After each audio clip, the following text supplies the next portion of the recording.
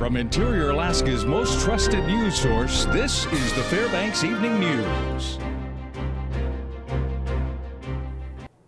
Good evening. Thank you for joining us. Our top story this hour, a 64-year-old local man was killed late Thursday after an apparent bear attack. Alaska State troopers responded to a report of an animal attack in the area of George Lake near Delta Junction. The man has been identified as George Weaver of Fairbanks. Now, troopers say a second unidentified individual was on scene at the time of the attack. That person was inside of a cabin in the area when they called for help.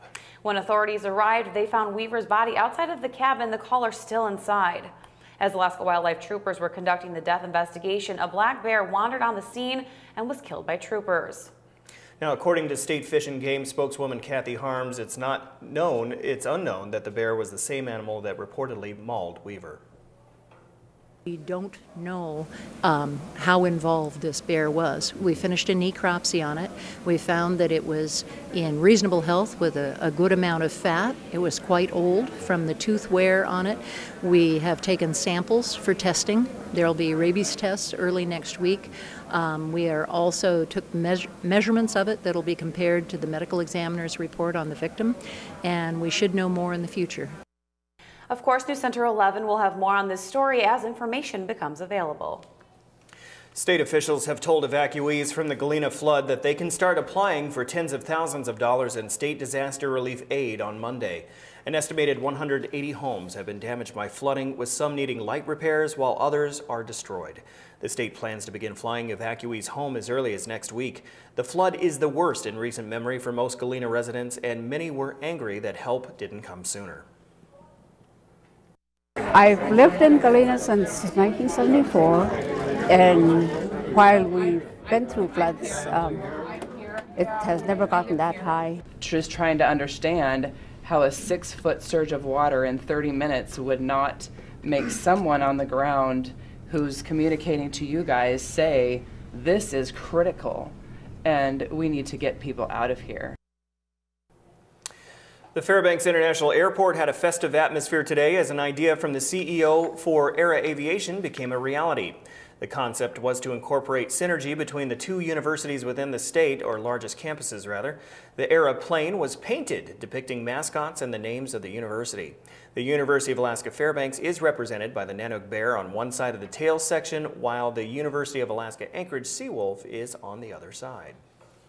You know, we've been putting aircraft on the ERA certificate for the last 4 years now, and this specific airplane came up as an opportunity. It was right after we had done a donation to the aviation department, but it got me to thinking how else we could, show our synergies with the university system in the state. I have 3 sons that are going through the university system, and plenty of family members and owners of the company, all alumni of the university system. So it was just a concept I put together. The Interior's largest mental health organization has faced major financial difficulties in recent months, and sources say those difficulties may culminate in the Fairbanks Community Behavioral Health Center to close down its residential units, among other cost-cutting moves. In recent weeks, the new center has been inundated with calls regarding the financial state of the agency, as well as news that the situation had grown so out of hand that employees were receiving partial paychecks and then obtaining the other half at a later date. Unfortunately, no one has been willing to talk with us on camera about it. Until today, FCBHC Board President Barbara Birch admitted there has been a host of problems plaguing the agency. The problem was actually there were 2 problems. One is we are self-insured, and with self-insurance comes sometimes unexpected large premiums that need to be paid out, and some very unexpected and catastrophic illnesses have happened with some of our employees, and that's caused a real dent in our cash flow. And then the other thing that happened was in order to receive reimbursements from Medicaid, we send our information through the state, the Division of Behavioral Health, and then it goes to an outside contractor, and then goes back to the division, and then returns to our agency to be sent off for payment. There were some issues with the contractor. Burge says a number of state-run agencies have come to their rescue financially, and FCBHC will remain stable until the beginning of the new fiscal year, which starts July 1st. All right, when we come back, a large-scale assault exercise. Also, growing tomatoes in Fairbanks. That's right, it's our garden report. Those stories are next. Stay with us. Welcome back to the Fairbanks Evening News. Alaska Airlines' announcement that it will use turboprops to get people from Fairbanks to Anchorage isn't going so well over with some. The plan is to use the 737s that have done the flights in the past to go from Anchorage to the lower 48. The problem with the change is that the smaller Q400 aircraft board outdoors instead of through a jetway. And some say at 40 or 50 below, that isn't going to work. Alaska Airlines Regional Vice President Marilyn Romano said the flights aren't scheduled to begin until next year and that have much time to address the issue.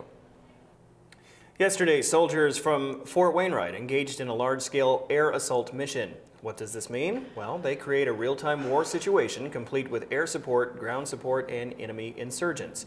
Nearly 120 soldiers came together to put this training on, paired with 4 different aircraft as support from 152nd Aviation Battalion.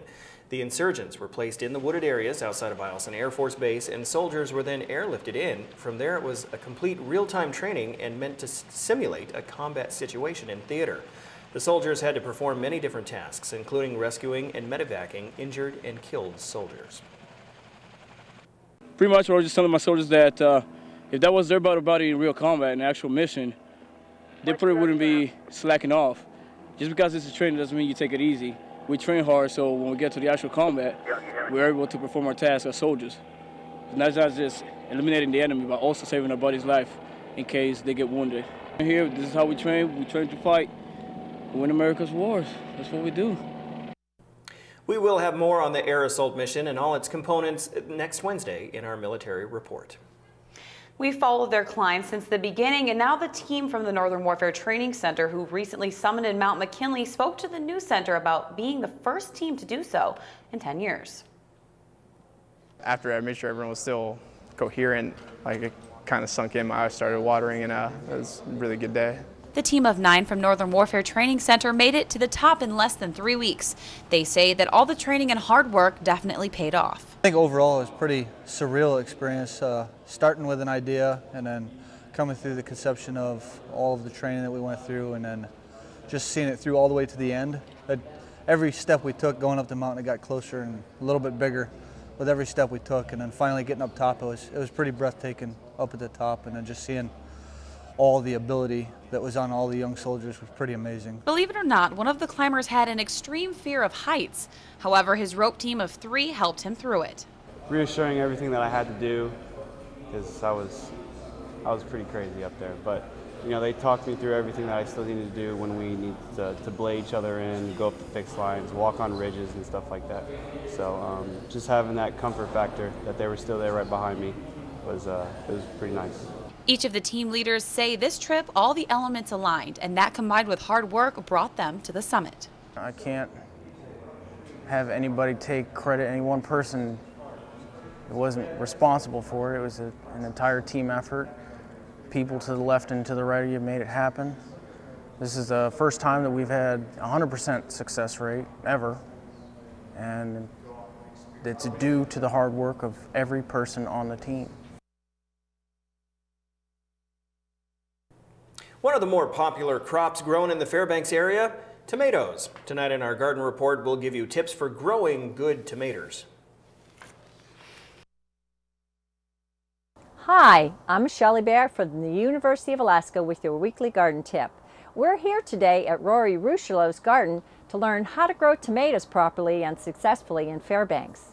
You want to start with good soil, and Rory gets local peat soil from one of our local companies, mixes it with steer manure and with compost, and fills it in anywhere from 5 to 7 gallon containers. Then he selects tomato varieties that will work well in his greenhouse, because tomatoes like it hot, and that's one of the keys to success. Now, you don't want it too hot, so monitor that temperature and keep it around 75 degrees. Now, tomatoes come in indeterminate or determinate, and determinate means they're just a set size, but for the greenhouse it's nice to have indeterminate tomatoes that grow tall. Stake them really well and get ready for a good strong season. Now once they start flowering, give them a shake and keep all those suckers pinched off. And if you're like Rory, you'll be harvesting the first week in June.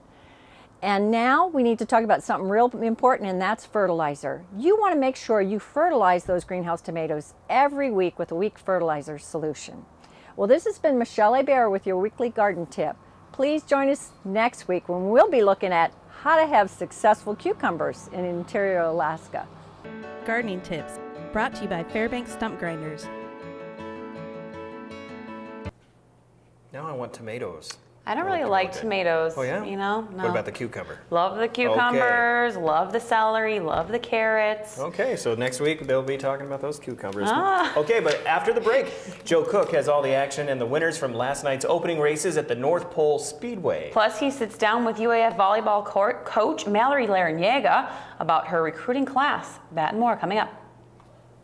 Hello, Interior Alaska. Joe Cook here in the Sports Seat for you this evening, bringing you some KTVF sports on a fabulous Friday. We start tonight at the North Pole Speedway, where last night was opening night on the quarter-mile paved track. The Bandos and Legends classes had their qualifying and main event races. For the Bandos, it was all about Justin Sammons, who drives the 25 car, and it was the car to beat in the 4-car Bando field. Sammons won the 10-lap qualifier and the main event 15-lap race, netting 100 points, and Stephen Hunter in the 2-car will get 97 points for second place. A few rookies in the Legends class, so there will be a few cautions as the drivers try to get their bearings. As you check out the wreck to start the Legends qualifying, not even a full lap in when Gary Childers in the 45 car was hit by Al Treadle, and Bobby Wortman, he got involved as well. And coming out of the qualifier was Dave Bailing, who returns to the track after taking some time off. In the main event 25 race, Kevin O'Hara, he was spin out on the grass after a collision from rookie Austin Cody, and there was a smoker as well. Al Treadle driving number 43, he goes into the grass in a ball of smoke. But all the drivers were thankfully okay. The main event came down to Bailing and Sean O'Hara. Both went back and forth for the lead throughout, but O'Hara was able to hold off Bailing and get the first checker flag of the season. O'Hara describes what was going on through his head in those last contentious laps. Don't screw up, don't screw up, don't screw up. Oh, no, don't do that. Oh, okay, I'm good. I gotta tighten up the front end and see if I can get some grip up there so I can pass people on the inside. It was all on me to lose. If I would have slipped up once, it would have been the 2 cars race. This is the first time this car has been on the track since I put the new axle and everything in, so I wasn't sure how it was gonna go, and then it ran pretty good since then. I don't think things have changed a whole lot, but it feels nice to be back in the seat again. Stress reliever, this first one's a tough one to get out of the way, but after we get that one out, everything's good from here. I feel a little more confident. I had to make a couple passes today, so I'm not as nervous about that anymore. I feel good about it as long as I keep my pace up with them and not get lapped. It was fun, a lot of fun.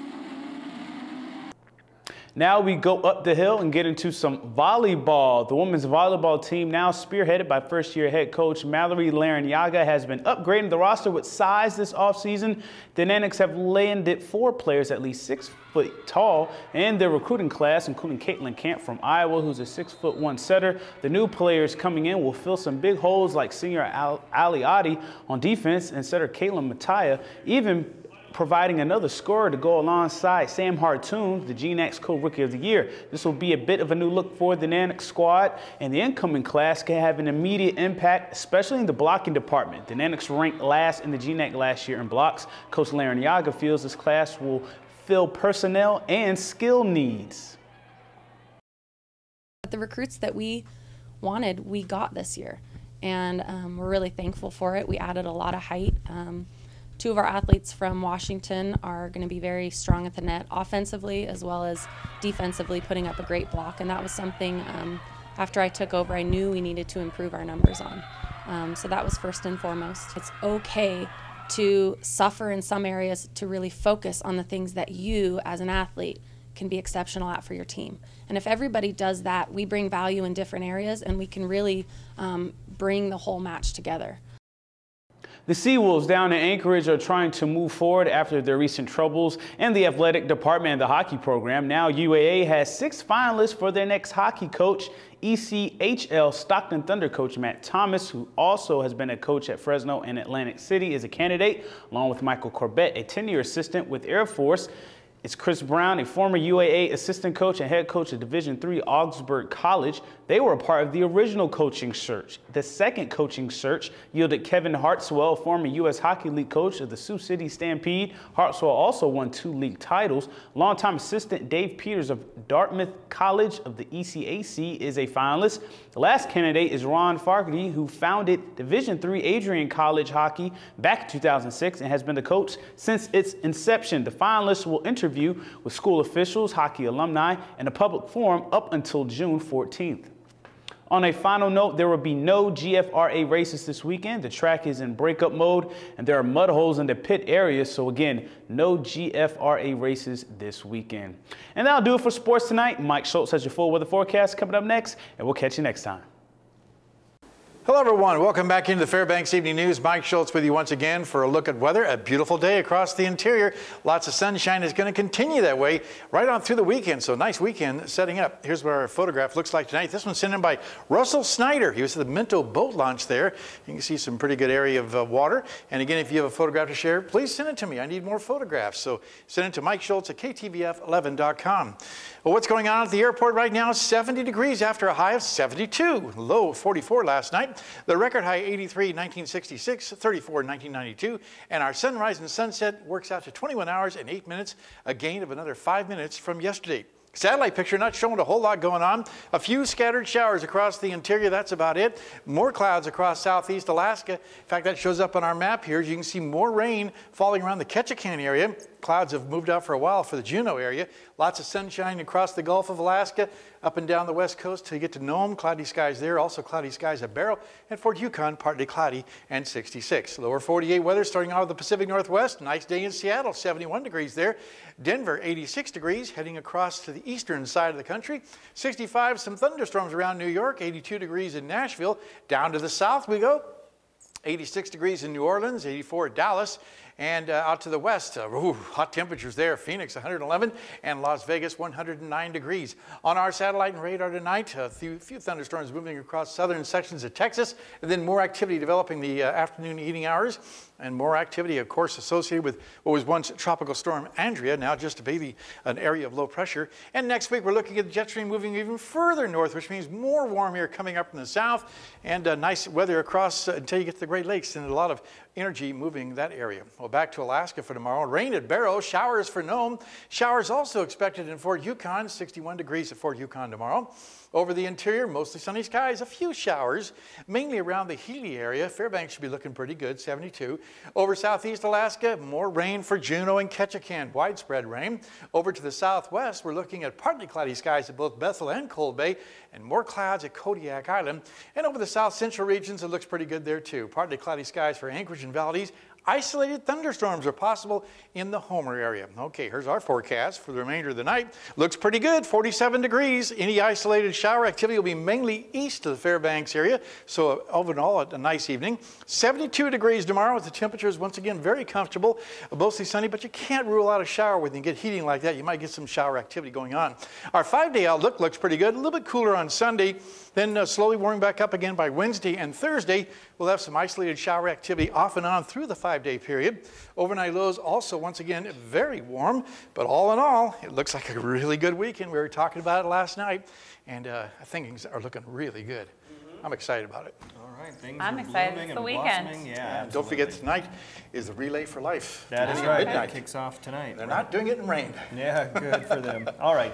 Thanks, Mike. That will wrap up this edition of the Fairbanks Evening News. As always, we are glad you could join us. Tonight on NBC Nightly News, the latest on a shooting at a community college in California. That's next with Brian Williams. And if you see news or have a story idea, give us a call. Our number here is 458-1830. Okay, from all of us here at the News Center, we hope you have a great night. We'll see you back here at 11.